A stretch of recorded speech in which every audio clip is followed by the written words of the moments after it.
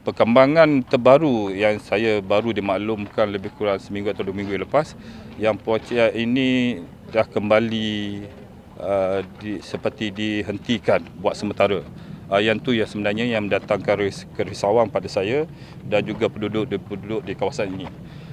Sebenarnya seperti sedia maklum, projek ini bermula dari 2015 lagi, dan kami faham ada kelewatan yang berlaku disebabkan masalah-masalah yang pihak konsesi hadapi, termasuklah COVID-19 dan juga masalah-masalah lain.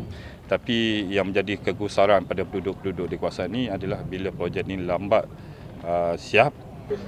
Apabila berlaku hujan lebat, so dia akan air itu macam air terjun waktu bawah dan berlaku hakisan ataupun ada soil erosion. So bila soil erosion itu yang membawakan banjir lumpur dan pernah berlaku 4 kali banjir kilat, dan pada banjir yang kedua tu yang menyebabkan beberapa kenderaan penduduk ditenggelami air dan kerosakan, lepas tu rumah dimasuki air. Apabila berlaku hujan lebat dalam 2-3 hari ni, memang akan berlaku macam air yang turun seperti air terjun. Banjir lumpur Dan apabila air tu turun tu dia bawa lumpur, tanah, pasir dan batu-batu kan. Jadi akhirnya menyebabkan drainage sistem taman tersumbat.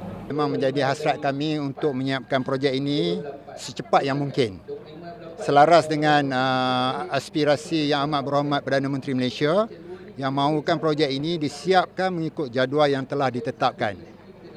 Namun begitu, kita dimaklumkan kerana berlakunya kekangan aliran tunai yang dihadapi oleh syarikat konsesi, maka WZR sebagai main contractor tidak ada cara lain melainkan dengan menghentikan